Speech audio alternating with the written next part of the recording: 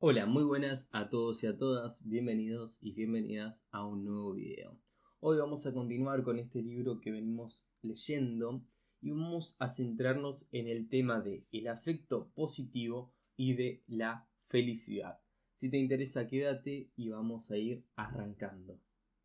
El objetivo principal de la psicología, de la psiquiatría y de las áreas relacionadas es reducir o eliminar el sufrimiento de los pacientes con estados afectivos negativos como la depresión y la ansiedad. De ahí que la investigación y la práctica en salud mental se hayan centrado principalmente en el estudio y la reducción del efecto negativo. Por el contrario, se sabe más bien poco acerca de las estrategias orientadas a orientar el afecto positivo, a pesar de la numerosa bibliografía que subraya la función del afecto positivo, desempeña en la aparición, coexistencia y mantenimiento de la ansiedad y la depresión. Aunque el afecto positivo y negativo correlacionan negativamente, la ausencia del afecto negativo no necesariamente ni normalmente implica un aumento del afecto positivo. Este video vamos a tratar de hablar un poco más de la función del afecto positivo y de la felicidad tanto en los trastornos emocionales y describir algunas estrategias para poder aumentarlo. Pero primero tenemos que empezar con definir el afecto positivo y la felicidad.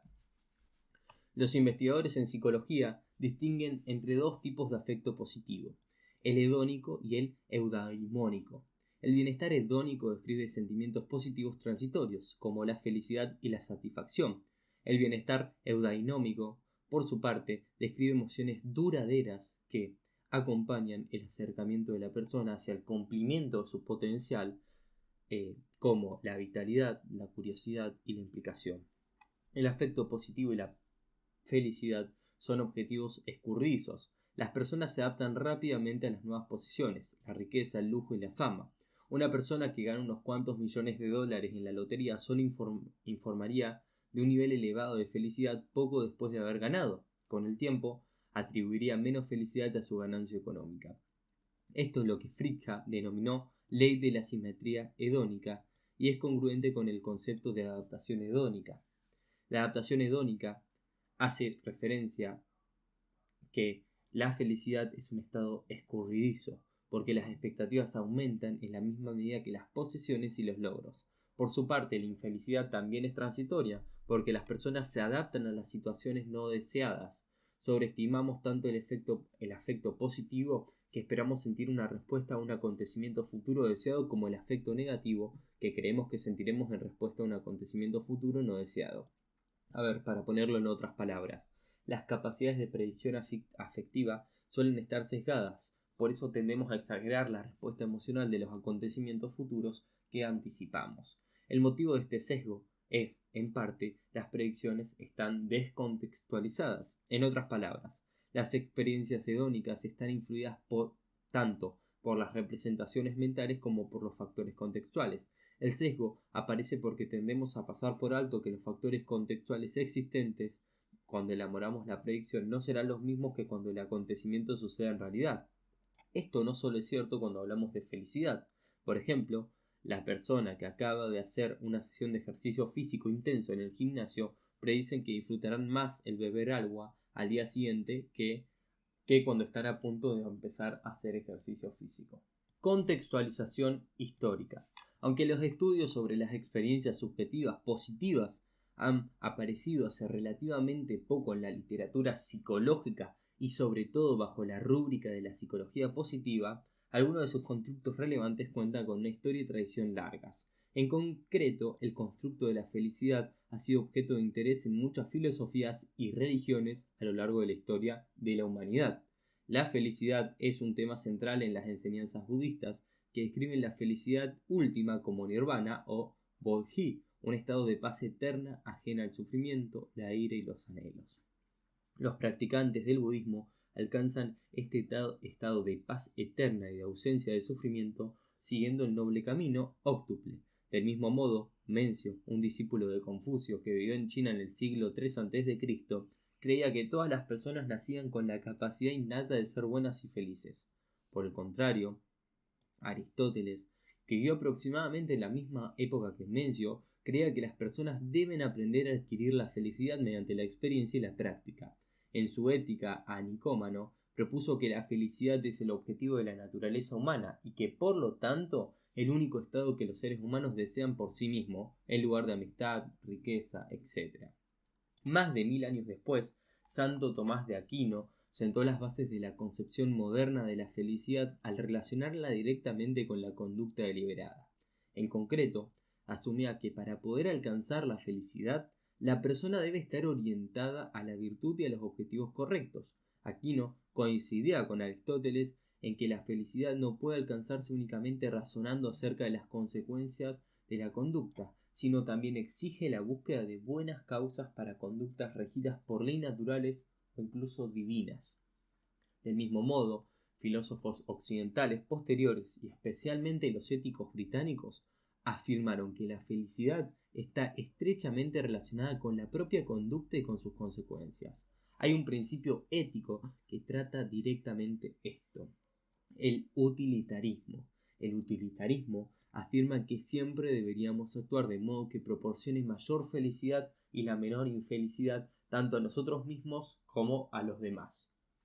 John Stuart Mill y Jeremy Bentham, Mill fue alumno de Bentham, fueron dos de los principales defensores de este principio.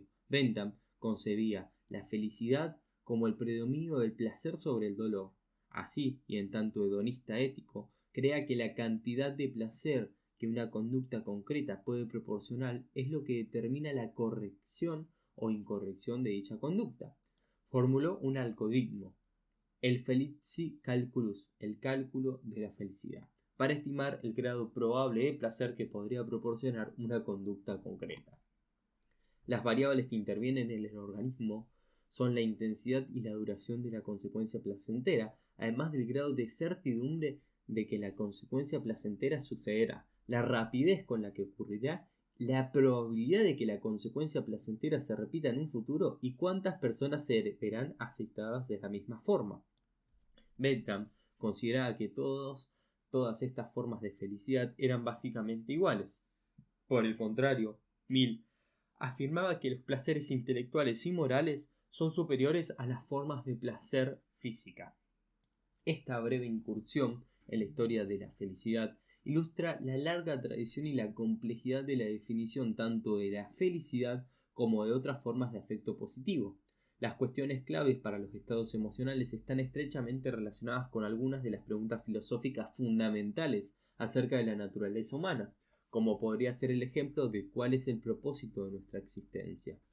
Aunque no puedo ni yo ni muchos autores contestar en estos videos o en estas condiciones la pregunta, podemos explorar algunas de las funciones que desempeña la felicidad en el marco de la salud mental en general y obviamente en lo que nos estamos centrando en esta serie de videos de las emociones en particular. El afecto positivo no consiste en la ausencia del afecto negativo. A ver, el afecto positivo y el afecto negativo no son los dos extremos de un mismo continuo. Sin embargo, eso no significa que no exista relación entre ellos. Aunque el afecto negativo aparece de forma significativa en los trastornos emocionales, el afecto positivo es una dimensión igualmente importante, pero menos investigada. La investigación, que estudia la naturaleza jerárquica de los trastornos emocionales, revela dos dimensiones primarias: neuroticismo afectividad negativa y extravención afectividad positiva. Por ejemplo, un estudio de Brown y Barlow concluyeron que prácticamente la totalidad de los considerables covarianza entre las variables latentes correspondientes a los constructos del DSM-4 de depresión unipolar, trastorno de ansiedad generalizada, trastorno de ansiedad social, trastorno obsesivo compulsivo, trastorno de pánico y agorafobia se explicaba por las dimensiones del orden superior del afecto negativo y afecto positivo. Así, algunos de los trastornos emocionales no se asocian únicamente a un aumento del afecto negativo, sino también a una reducción del afecto positivo. Al igual que sucede con el afecto negativo, el afecto positivo no es una experiencia constante. Ambos fluctúan a lo largo del tiempo y se ven influidos por varios factores. Aunque no sean meros extremos de un mismo continuo, el afecto positivo y el afecto negativo tampoco son completamente independientes. A medida que uno aumenta, el otro se reduce. El modelo ampliar y construir afirma que el afecto positivo amortigua el afecto negativo y al mismo tiempo amplía el repertorio conductual mejorando los recursos físicos, sociales e intelectuales disponibles. Puesto en otras palabras, este modelo asume que el afecto positivo es adaptativo porque nos ofrece la oportunidad de ampliar los recursos personales y las relaciones sociales que preparamos para retos en el futuro. Como resultado de la experiencia frecuente del afecto positivo, las personas felices también suelen tener más éxito y vivir vidas más sanas. Por ejemplo, una revisión de 26 estudios observacionales prospectivos concluyó que el bienestar positivo se asociaba a una reducción de la mortalidad. Estos efectos persistían incluso cuando se tenía un efecto negativo en cuenta. Por lo tanto, el afecto positivo y negativo pueden coexistir. Hay muchos ejemplos de momentos en que la alegría y la tristeza coexisten, como el del padre feliz que llora durante la boda de su hija. Este estudio ilustra la importancia del afecto positivo para la buena salud. Del mismo modo, un estudio prospectivo de 15 años de duración que siguió a más de 11.000 sujetos que al principio del estudio no tenían enfermedades coronarias concluyó que las personas con mayor bienestar psicológico presentaban un riesgo significativamente menor de desarrollar una enfermedad coronaria después de haber tenido en cuenta otros factores de riesgo conocidos. Hablemos un poco de cómo medir este afecto positivo y cómo medir la felicidad. Medir de manera fiable el afecto positivo y la felicidad resulta difícil. Por eso se utiliza la satisfacción vital como una medida indirecta razonable. Por ejemplo, se ha concluido que entre las personas que aseguran que están por encima de la neutralidad en su satisfacción vital, la gran mayoría, 85%, informa de que se sienten felices como mínimo la mitad del tiempo. Otra medida indirecta que se utiliza con frecuencia es la escala de felicidad subjetiva de Limborski y Lepper, que incluye 4 ítems que piden directamente a los participantes que puntúen su grado de felicidad en una escala de 7 puntos. Por ejemplo, el primero pregunta a los participantes si se considera una persona feliz en general y el segundo pregunta si se considera una persona más o menos feliz en la mayoría de sus iguales. La felicidad se ha definido entonces como la experiencia frecuente de afecto positivo. Por lo tanto, algunos investigadores evalúan el afecto positivo como una medida indirecta de la felicidad. Uno de los instrumentos que utilizan con frecuencia para medir el afecto positivo es la escala PANAS de afecto positivo y negativo, que pide a los participantes que indiquen en una escala de 1 como muy poco o en absoluto a 5 extremadamente cómo se encuentran en el momento presente o cómo se han sentido durante la última semana, utilizando 10 adjetivos positivos: interesado, orgulloso, activo, y 10 adjetivos negativos: triste, molesto, asustado. La escala ofrece una puntuación de afecto positivo y negativo. En consecuencia, la puntuación del afecto positivo puede entenderse también como una medida de la felicidad. Sin embargo, dos personas podrían obtener exactamente la misma medida de afecto positivo, pero puntuaciones muy distintas en relación con el afecto positivo. Por lo tanto, podría argumentarse que la felicidad no se define únicamente por un afecto positivo elevado, sino también por un afecto negativo reducido. Bradburn ya planteó esta cuestión en 1969 y propuso una medida del equilibrio del afecto, obtenida al sustraer el afecto negativo del afecto positivo.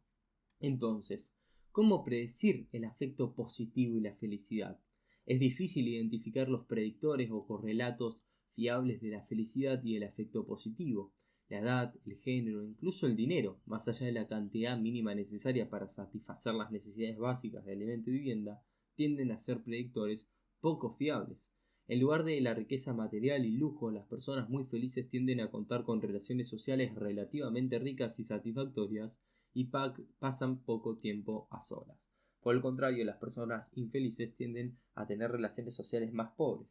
Las personas más felices presentan los niveles más bajos de psicopatología, lo que concuerda con las posturas anteriores que sugieren que la depresión se asocia a un afecto positivo reducido. Aunque las personas felices en la muestra de Dierner y Seligman informaron que experimentaban emociones desagradables en algunas ocasiones, sintieron euforia o éxtasis en muy raras ocasiones.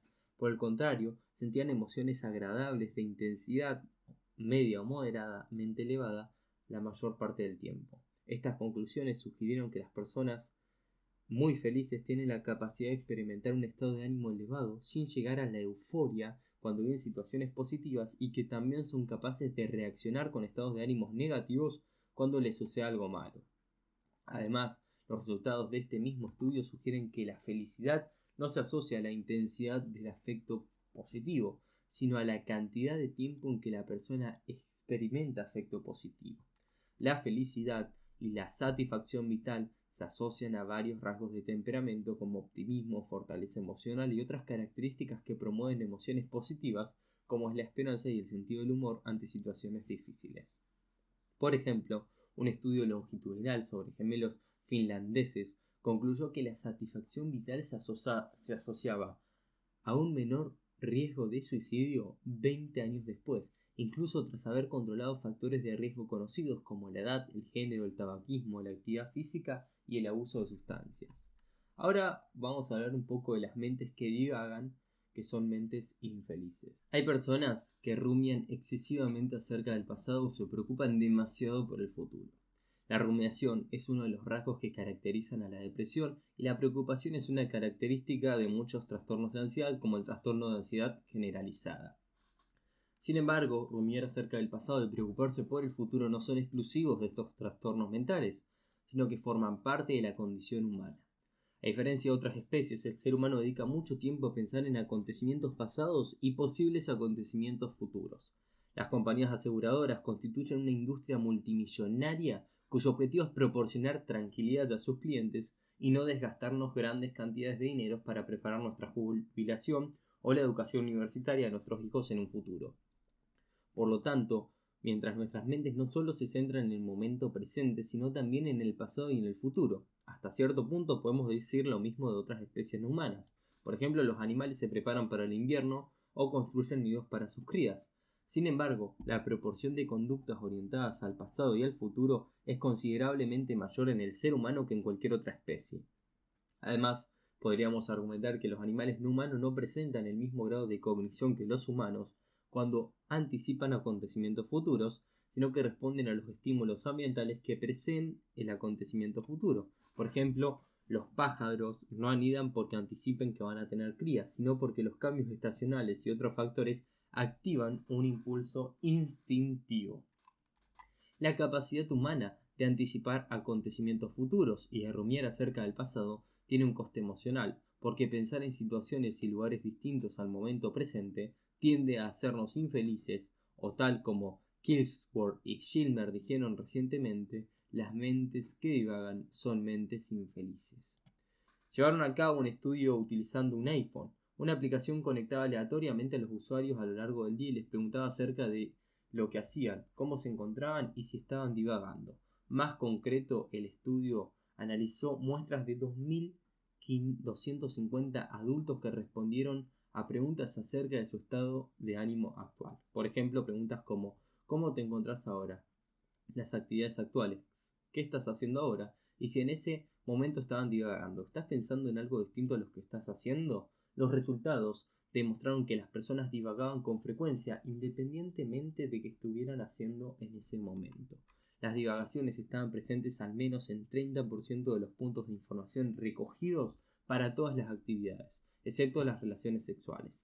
Las personas estaban menos felices cuando divagaban que cuando no. Resulta interesante constatar que esto era cierto para todas las actividades, incluso cuando la mente se desviaba a temas más agradables. 42,5% de la muestra.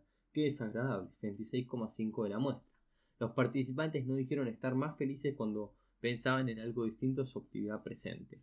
Los autores también pudieron demostrar que divagar era más bien la causa de la infelicidad que una consecuencia de la misma. Finalmente, se vio que lo que predecía la felicidad era qué pensaba la persona, más que qué estuviera haciendo. Los autores concluyeron que la mente humana es una mente que divaga y las mentes que divagan son mentes infelices. La capacidad de pensar acerca de algo que no está sucediendo es un logro cognitivo que lleva asociado un coste emocional. Es posible que lo contrario también sea cierto. Estar aquí ahora, experimentar la vida en el momento presente y de forma consciente, en lugar de pensar otras cosas como oportunidades perdidas en el pasado o posibles amenazas en el futuro, parece estar asociado a la salud psicológica y por lo tanto también a la felicidad. Entonces vamos a hablar un poco de la atención plena. La atención plena o más mundialmente conocida como mindfulness, es un término popular del que se habla en una amplia variedad de campos que abarca desde áreas sociales a áreas clínicas. Muchos de los ejercicios de atención plena contemporáneos se centran en la atención a la respiración y al momento presente. Por ejemplo, la meditación Zen o Zazen es una práctica de meditación tradicional japonesa cuyas raíces se hunden en el budismo y que consiste exclusivamente en la meditación sedente.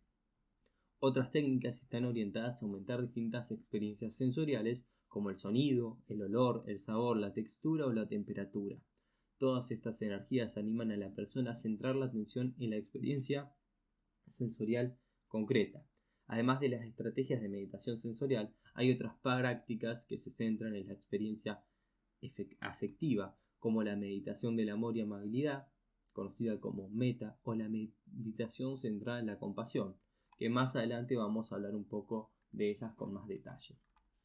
¿Cuál es el contexto histórico? Bueno, históricamente el término mindfulness o atención plena se hunde profundamente en las raíces de la filosofía oriental y sobre todo el budismo, el zen y el yoga. El budismo se remonta a Buda Gautama, que vivió en India hace más de 2500 años. Sus enseñanzas se extendieron a India, Sri Lanka, Asia Central y llegaron a China hacia el siglo I después de Cristo. Allí el budismo se fusionó con el taoísmo y el confucianismo y otras culturas religiosas. El zen evolucionó a partir de la fusión del primer budismo con el taoísmo y se convirtió en la forma más moderna de las prácticas budistas.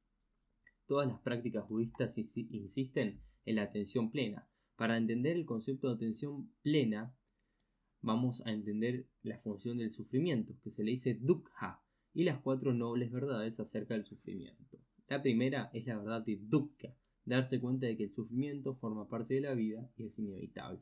Segundo, la verdad del origen dukkha. El tercero, la verdad del cese dukkha. Y cuarto, la verdad de la superación dukkha. El sufrimiento puede ser consecuencia de una enfermedad física o mental, del envejecimiento o el estrés, de intentar aferrarnos a cosas que cambian constantemente. El budismo, también conocido como Buddha-dharma, insiste en que la práctica del Dharma permite superar el sufrimiento y lograr la paz y la felicidad, además de la purificación y la iluminación, un estado del ser en el que se superan el odio, la avaricia y otras emociones negativas. Aquí Dharma significa vivir una vida con una moral y unos valores elevados y en línea con las enseñanzas de Buda. En el budismo, estos estilos de vida y estas prácticas suelen conocerse como el camino de la purificación que lleva al camino de la iluminación. En el yoga y otras tradiciones orientales, como son el zen, pueden encontrarse ideas similares. Por lo tanto, muchos consideran que la atención plena no se limita a prácticas de meditación, sino que incluye un estilo de vida caracterizado por la serenidad y por la conciencia del propio cuerpo y de las propias emociones y pensamientos. La atención plena lleva a la persona a estar en armonía con la realidad y evita la ignorancia del sufrimiento autoinfligido, considerando los 2 obstáculos principales para alcanzar la felicidad. En el budismo, el desconocimiento se entiende como verse uno mismo separado de los demás y del mundo. Por el contrario, el budismo insiste en la conexión entre uno mismo y todo lo demás. Lo contrario de la atención plena es la incapacidad de ver y aceptar la realidad y la verdadera naturaleza de las cosas tal y como son. Así, la postura del budismo en relación con nuestra situación en la vida no es ni pesimista ni optimista, sino realista, algo que dicho sea de paso es congruente con el modelo general de la TCC. La incapacidad de ver la naturaleza verdadera de las cosas se expresa como ignorancia, avijja, y como falsa ilusión, moha. A veces se distingue entre 2 tipos interrelacionados de ignorancia: la ignorancia de la naturaleza verdadera de las cosas y la ignorancia de las leyes del karma y de la independencia, que a su vez resulta una relación inadecuada con el mundo. Ambos tipos de ignorancia llevan a la incapacidad de darse cuenta de las más plenas capacidades que contamos y pueden derivar en inseguridad, obsedación, malestar emocional. El antídoto de la ignorancia es la sabiduría o la capacidad de conocer y percibir correctamente. Ahora vamos a tratar de definir un poco lo que es la atención plena. La atención plena es difícil de definir y de medir, pero relativamente fácil de practicar. Múltiples estudios han concluido que la práctica de la atención plena es efectiva en el tratamiento de varios trastornos emocionales, sobre todo los relativos a problemas del estado de ánimo o la ansiedad. Lo que aún no se acaba de comprender es ese mecanismo de actuación. Hablando en general, atención plena alude tanto a un estado de conciencia de la realidad y el momento presente, como a una serie de procedimientos para alcanzar ese estado. La literatura contemporánea define la atención plena como un proceso que conduce a un estado mental que se caracteriza por la conciencia carente de juicio de la experiencia del momento presente, lo que incluye los propios pensamientos, sensaciones corporales y conciencia así como el entorno, y que promueven la apertura, la curiosidad y la aceptación. Las estrategias de atención plena se centran en el momento presente y fomentan lo que se presta atención sin juzgarlo. Bishop y otros distinguen entre dos elementos de la atención plena, uno relacionado con la autorregulación de la atención y otro relacionado con la orientación hacia el momento presente, que se caracteriza por la apertura, la curiosidad y la aceptación. La premisa básica que sustenta las prácticas de atención plena es que experimentar el momento presente sin juzgarlo y con una mente abierta puede contrarrestar los afectos de los estresores, porque la orientación excesiva hacia el pasado o hacia el futuro puede derivar o reforzar síntomas depresivos o ansiosos. También se cree que, como la práctica de la atención plena enseña a las personas a responder a las situaciones estresantes de una forma más reflexiva y menos refleja, puede contrarrestar las estrategias de evitación experiencial, que son los intentos de alternar la intensidad o la frecuencia de los estados internos no deseados. Se cree que las estrategias de evitación contribuyen al mantenimiento de muchos, si no todos, los trastornos emocionales. Además, la respiración lenta durante la meditación con atención plena podría aliviar los síntomas físicos de malestar, equilibrando las respuestas simpáticas y parasimpáticas. Podríamos concebir el entrenamiento en atención plena como un proceso de entrenamiento de atención en varias fases. En las primeras, la práctica de atención plena aumenta la conciencia de los procesos reactivos. En las fases intermedias conduce a la desactivación de la reactividad automática específica de la experiencia abordada, y en la última fase fomenta la aparición de autoaceptación y de respuestas más integradoras en áreas de funcionamiento. Por su parte, Holzer y sus colegas proponen que la regulación de la atención es un factor clave. Además, consideran que la conciencia corporal, la regulación emocional y el cambio de actitud hacia uno mismo son elementos importantes que determinan el mecanismo de cambio. Finalmente, Desteno y su equipo informaron de evidencias que sugieren que el entrenamiento en la atención plena aumenta las conductas compasivas y prosociales. Sin embargo, a pesar de estas conclusiones, que son cuanto menos prometedoras, aún no se sabe bien cómo funcionan estos mecanismos concretos de la atención plena y esos correlatos neurobiológicos. A pesar de esto, y de todos modos, las prácticas de atención plena tienen una utilidad clínica, porque parecen ser efectivas a la hora de abordar procesos cognitivos desadaptativos como la preocupación, la rumiación y de generar distancia entre lo que uno piensa y la percepción de lo que uno es, lo que con frecuencia da lugar a la conciencia de que no soy mis pensamientos. Prestar atención plena significa estar en el momento presente, en lugar de pensar en acontecimientos pasados o futuros o en cuestiones distintas al momento presente. También significa experimentar las emociones asociadas al estado presente, a pesar de que muchas prácticas de atención plena se centran en experiencias positivas. El objetivo de los ejercicios de atención plena no es el bienestar, sino que la persona se muestre abierta y curiosa y experimente lo que sea que está sucediendo, sin juzgarlo y sin intentar cambiarlo. Por el contrario, las conductas desatentas son automáticas y sin afecto, si es que no se asocian al afecto negativo. Tal y como vamos a hablar más adelante, hay una relación directa entre el grado de atención y el afecto. Distanciamiento y descentrado. La atención plena en prácticas de meditación sensorial, por ejemplo, prácticas centradas en la respiración y otras experiencias sensoriales, ejercitan los procesos atencionales voluntarios del paciente. Las estrategias de meditación sensorial ayudan a la persona a centrarse en el momento presente, en lugar del pasado o el futuro, y a desarrollar una actitud carente de juicio hacia la experiencia, pensamiento o emoción. Este proceso suele recibir el nombre de descentrado, todo muy relacionado con el concepto de distanciamiento de la TCC tradicional. Aunque se trata de dos conceptos que se solapan mucho, tanto en lo conceptual como en lo práctico, presentan diferencias sutiles, especialmente en lo relativo a las respectivas bases teóricas. El distanciamiento alude al proceso de ganar objetividad en relación con los propios pensamientos, aprendiendo a diferenciar entre pensamientos y la realidad. El distanciamiento asume que evaluar los pensamientos que pueden estar expresando en forma de hipótesis conduce al conocimiento. Por el contrario, el descentrado, tal y como lo usan algunos autores como Hayes o Hayes, parte de un modelo teórico que no diferencia pensamientos y conductas a nivel conceptual, porque los pensamientos se entienden como conductas verbales. La incapacidad de centrarse y distanciarse puede dar lugar a la función de pensamiento-acción, FPA, o la dificultad para diferenciar entre conexiones y conductas. Se ha propuesto que la FPA consta de dos elementos discretos. El primero es la creencia de tener un pensamiento concreto aumenta la probabilidad de que algo suceda en la realidad, o sea, probabilidad, y el segundo, moralidad, es la creencia de que pensar sobre una acción equivale a llevarla a cabo. Por lo tanto, para alguien inmerso en la FPA, pensar en matar a alguien podría ser moralmente equivalente a matarlo en realidad.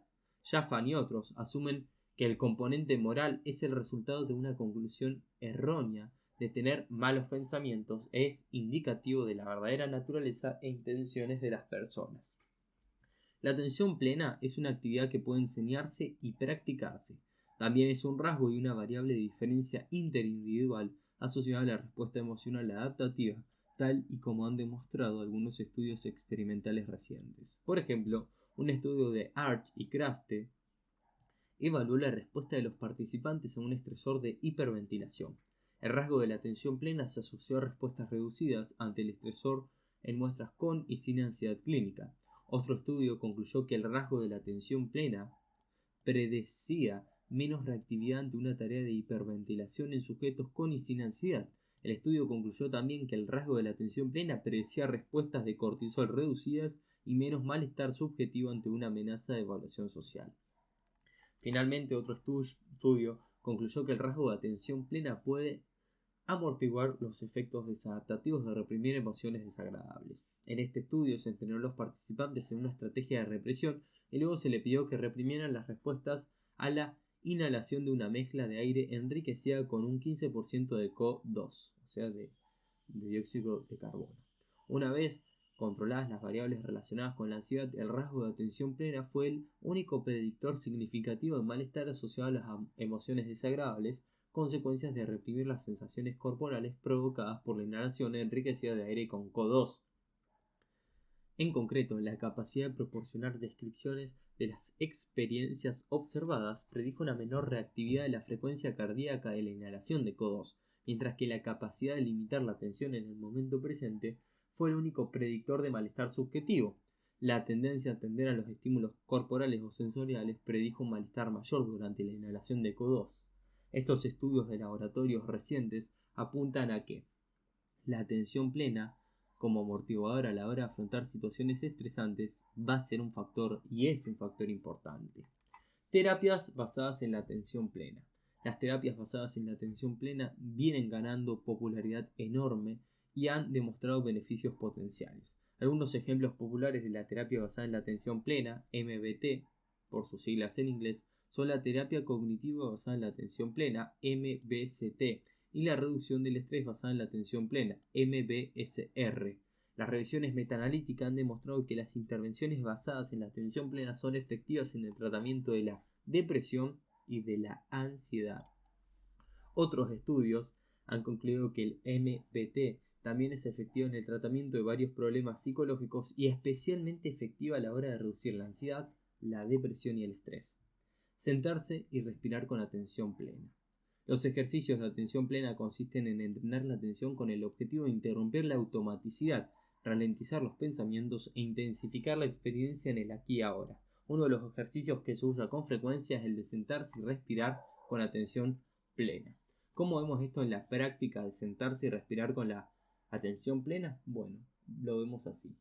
Para practicar la meditación sedente tradicional, se le pide al paciente que busque un lugar privado, limpio, ordenado y silencioso en el que no haya distracciones. No debe hacerlo ni demasiado frío ni demasiado calor, y tampoco debe estar demasiado iluminado ni demasiado oscuro.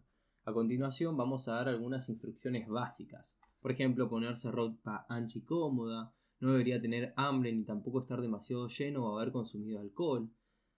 Sentarse en una almohada con las rodillas sobre el suelo. También puede ir bien usar una colchoneta gruesa, cruzar las piernas en posición de loto completo o de medio loto y la espalda recta, dejar reposar las manos sobre los muslos y cerrar una mano sobre la palma de la otra. Mantener los ojos entreabiertos y no centrar la mirada en ningún objeto concreto, y mantener la boca cerrada y dejar la lengua descanse sobre el paladar. Segundo, tenemos que decirle que respire tranquilamente por la nariz, del modo que le resulte más cómodo. No intente controlar esa respiración muy profunda o superficialmente. Sencillamente que deje que esa respiración suceda sin nada más. Tercero, que no intente controlar sus pensamientos y no se centre en ningún objeto concreto. Que deje que los pensamientos vengan y se vayan. O sea, le pedimos que sea consciente de esa propia presencia y la de los demás, de su entorno y de sus sensaciones, como la respiración y la postura. Y por último, el objetivo va a ser aumentar la conciencia, no llegar a un estado de adormecimiento, o sea, entre dormir. Normalmente este ejercicio suele hacerse cada día a la misma hora aproximadamente y suele durar a veces entre 20 y 40 minutos. Generalmente se suele empezar con 10 minutos y se va aumentando el tiempo gradualmente. Comer con atención plena. Comer satisface una necesidad básica. El cuerpo cuenta con varios mecanismos de retroalimentación que determinan cuándo deberíamos empezar a comer, cuándo deberíamos dejar de comer y qué deberíamos comer. Las señales pueden ser sutiles y la alternación de estos mecanismos puede generar conductas de alimentación que sean desordenadas. Además de satisfacer nuestras necesidades básicas, comer también cumple una función social importante en casi todas las culturas humanas. Nos reunimos para celebrar hitos importantes, desde bodas y cumpleaños a graduaciones y funerales. Incluso los condenados a muerte disfrutan de la última comida antes de ser ejecutados, lo que va a subrayar la importancia de la comida como un refuerzo tanto biológico, social y emocional. A pesar de la importancia que las personas le atribuimos a comer juntos en ocasiones determinadas, la comida puede pasar a ser algo secundario durante la vida cotidiana, como se convierte en una molestia, en algo necesario para aliviar esa desagradable sensación de hambre. Los restaurantes de comida rápida son tan populares porque satisfacen la necesidad básica de hambre de la manera más rápida y barata posible. Por otro lado, la comida puede utilizarse para regular emociones, con conductas que van desde comer comida reconfortante a la ingesta aberrante de la bulimia nerviosa, la anorexia nerviosa y la obesidad. La comida puede utilizarse como una manera de ejercer control sobre otros o para expresar opiniones políticas, como en el caso de las huelgas de hambre. Finalmente, comer puede convertirse en un hábito o en una manera de intensificar otras conductas, como cuando las palomitas, comemos pochoclos, también se le dice palomitas, mientras miramos una peli en el cine. Comer no solo sacia el hambre, sino que satisface muchas funciones distintas. La conducta de comer puede estar motivada por el instinto, o sea, saciar el hambre, o puede usarse como un modo de regular emociones, como en el caso de la bulimia nerviosa, la bulimia y algunas otras formas de obesidad. Comer puede ser un hábito automático al que no prestamos atención, como cuando comemos pochoclos o pororó o palomitas en el cine, o puede ser una conducta consciente y orientada a las sensaciones, cuando el hecho de comer, con todas las sensaciones agradables y quizá desagradables que puede entrañar, está en el centro de nuestra atención. Comer sin prestar atención suele ser una conducta habitual, o sea, un hábito, y rápida que suele satisfacer una función de regulación emocional. Por el contrario, comer de forma consciente es una conducta deliberada, lenta y centrada en la sensación para aumentar la conciencia de hambre, de la textura y el sabor de los alimentos, del acto de masticar y tragar, de la sensación de saciedad. Comer de forma consciente incluye también tener en cuenta y reflexionar acerca de la naturaleza, el origen y el procedimiento de la comida. Por ejemplo, si comemos una manzana, podemos imaginar al campesino que la recolectó, el árbol donde maduró y la flor que atrajo la abeja que la polinizó. Estas consideraciones son congruentes con la postura budista de la interacción entre todos los seres vivos y poder mejorar la apreciación de la experiencia de comer.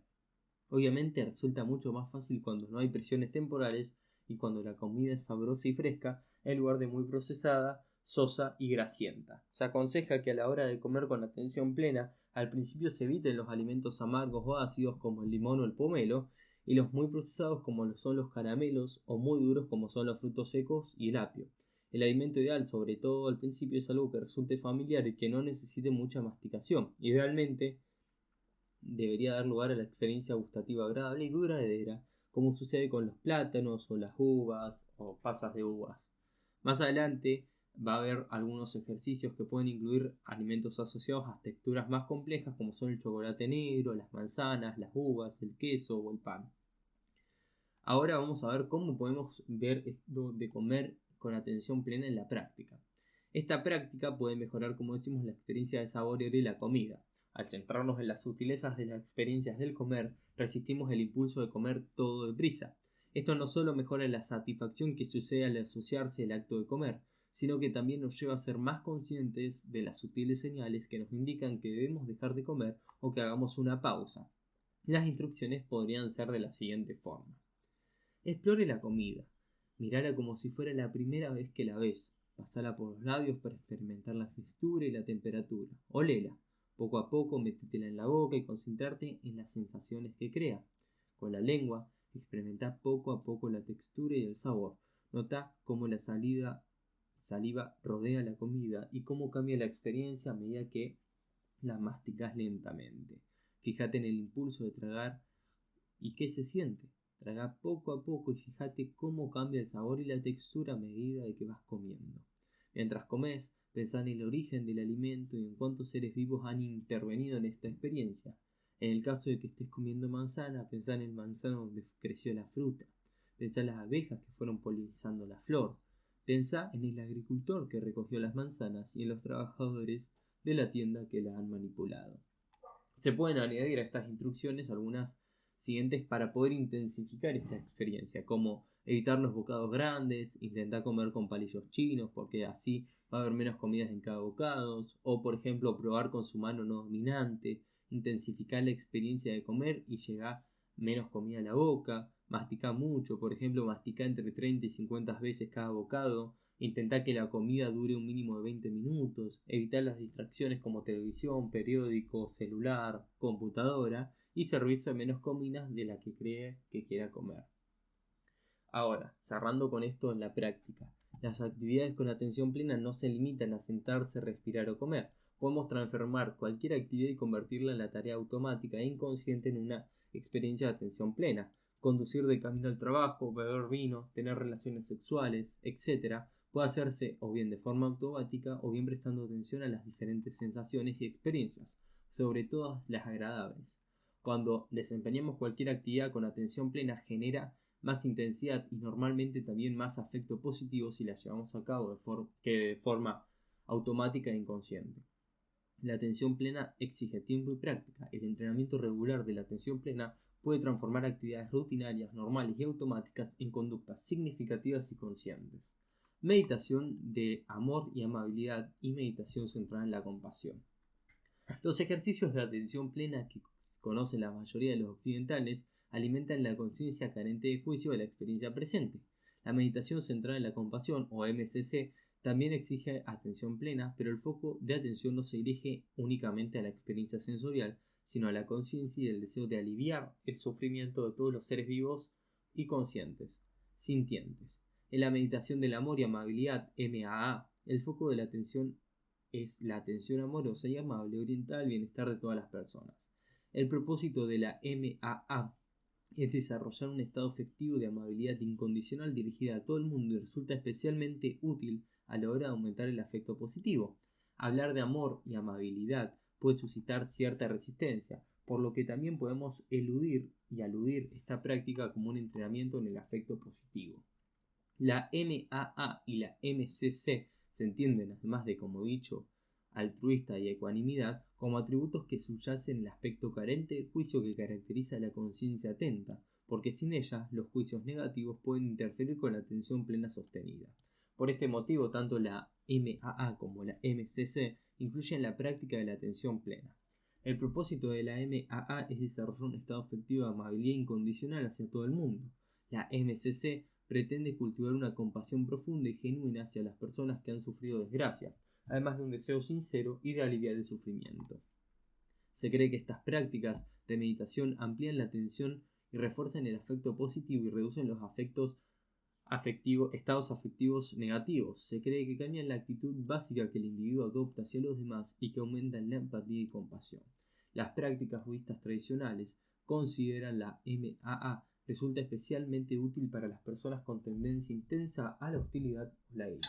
Contextualización histórica. La meditación del amor y amabilidad, también conocida como metta en Pali, tiene sus orígenes en el budismo, algo de un estado mental de amabilidad desinteresada e incondicional hacia todos los seres vivos.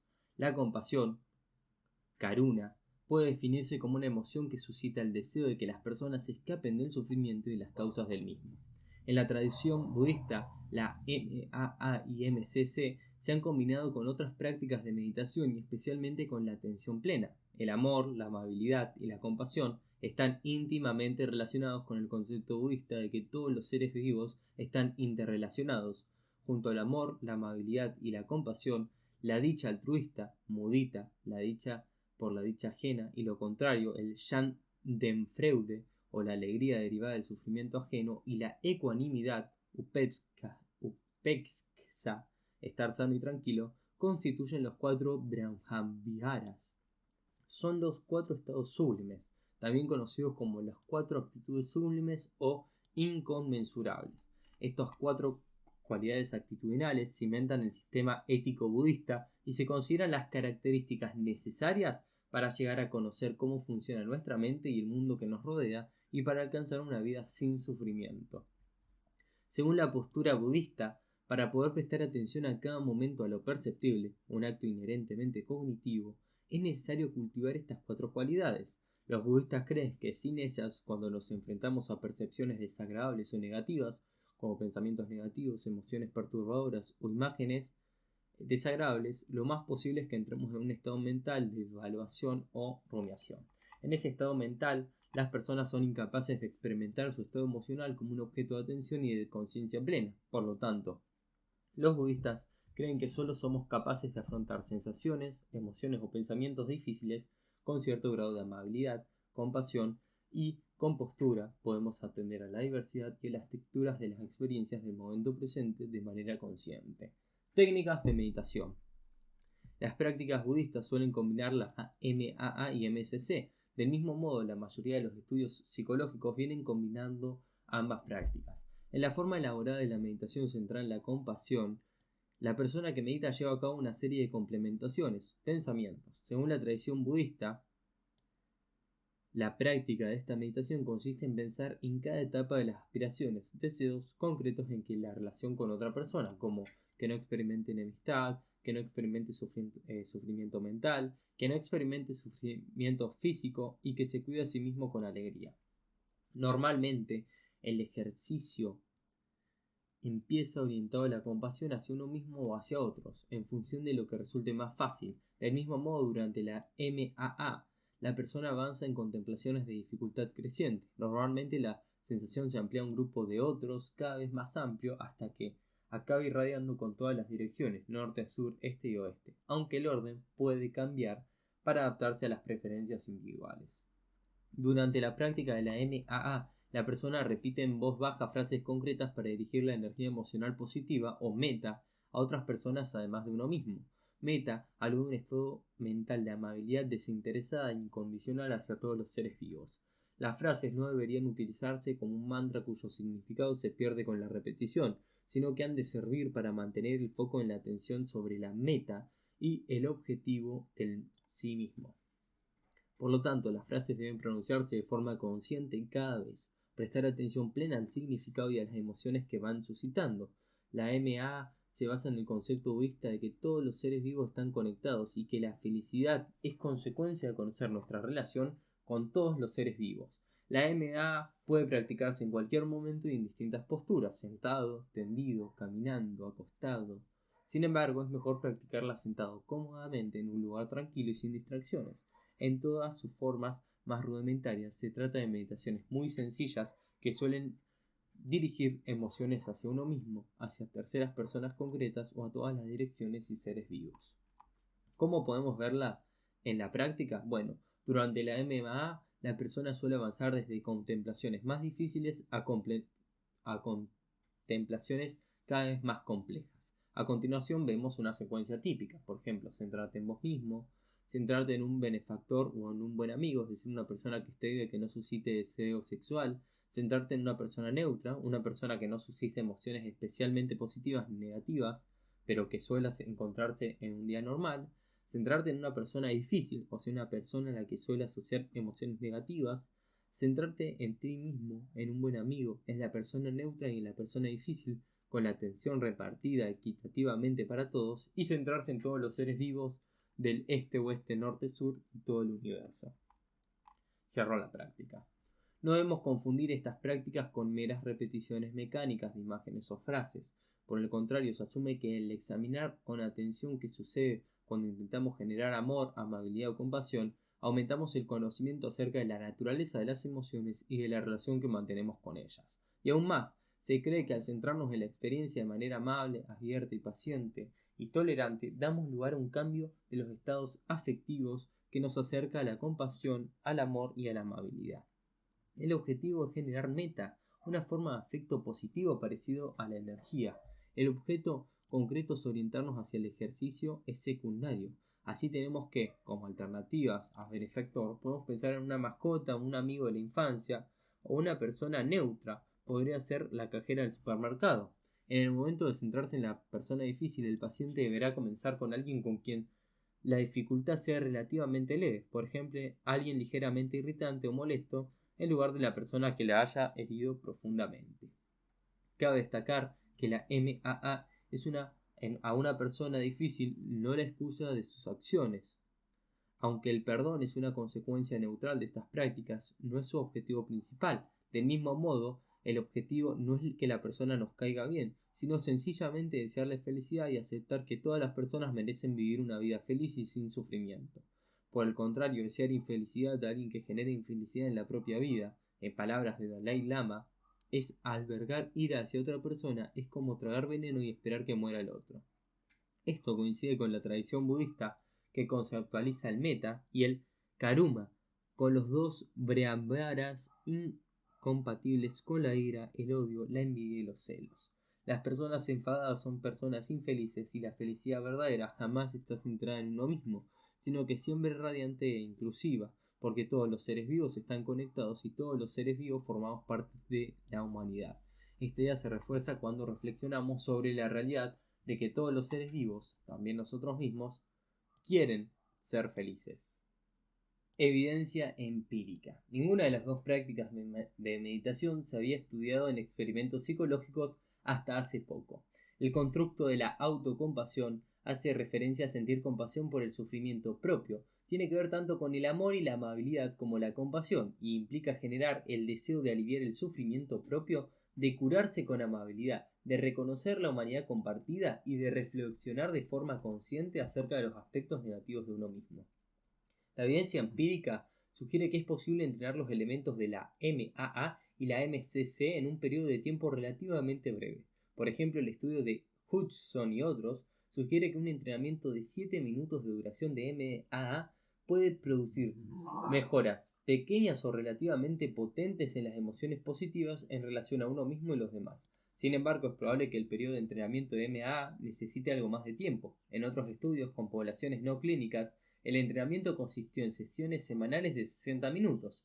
El ejercicio de MAA en sí mismo, solo duraba entre 15 y 20 minutos. Aunque los efectos también fueron modestos, en estudios clínicos el entrenamiento AMAA consistió en 12 sesiones semanales de 2 horas de duración para tratar problemas de ansiedad, ira y estado de ánimo mediante una MCC modificada. 12 sesiones de 1 hora de duración para tratar síntomas paranoides en pacientes esquizofrénicos y 8 sesiones de 1 hora para reducir el dolor lumbar crónico.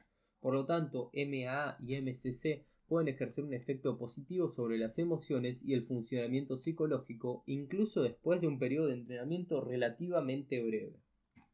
Sin embargo, hay que tener en cuenta que examinar los efectos de entrenamiento muy breves centrados en la atención positiva no tendrá los mismos efectos que entrenamientos sistemáticos en que las personas dedican muchas horas a MAA y la MMC dirigidas a sí mismas.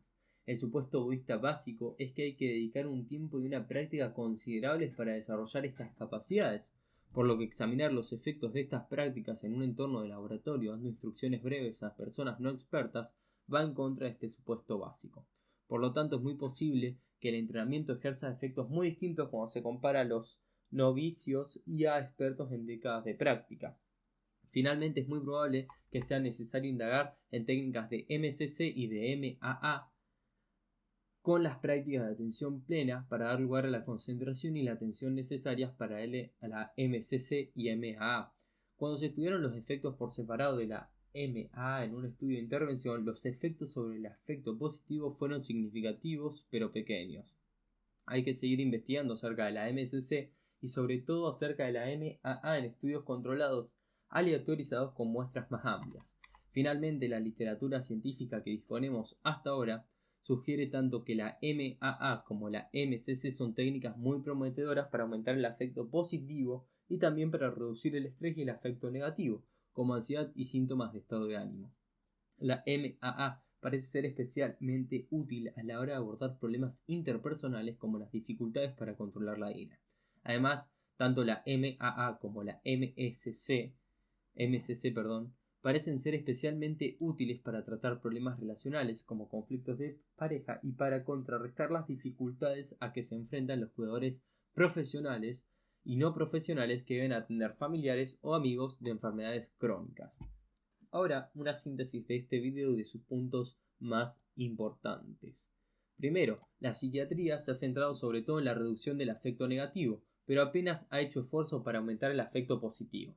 Hay diferencias interpersonales en el grado que se experimenta el afecto positivo y negativo. El afecto positivo se asocia a la felicidad, la vitalidad y el bienestar. Resulta difícil predecir la felicidad y el afecto positivo. Sin embargo, estos resultados emocionales predicen a su vez la salud física y mental. Cuesta definir la atención plena. Alude a un proceso mental de distanciarse de los propios pensamientos. Se define como el proceso que conduce a un estado mental caracterizado por la conciencia carente de juicio de la experiencia del momento presente, incluyendo sensaciones, pensamientos, estados corporales, conciencia y el entorno personales, el tiempo que se alimenta la apertura, la curiosidad y la aceptación. Prestar atención plena significa estar en el momento presente en lugar de pensar en acontecimientos pasados o futuros o en cuestiones que no tienen nada que ver con el momento presente. Por el contrario, las conductas desatentas son automáticas o bien no llevan afectos asociados o bien se trata de un afecto negativo como cuando la mente divaga. El entrenamiento y los ejercicios de atención plena apuntan a experimentar el momento presente de manera abierta y sin juzgar. Se ha demostrado que estos ejercicios son efectivos a la hora de abordar estilos cognitivos donde predominan la rumiación y la inquietud, como la depresión y la ansiedad. La meditación del amor y amabilidad y la meditación centrada en la compasión, MAA y MCC respectivamente, promueven felicidad y afecto positivo tanto temporales como de larga duración. La práctica de estas meditaciones también puede aliviar estados afectivos negativos, cambiar la percepción que uno tiene de sí mismo en relación con los demás y aumentar la empatía.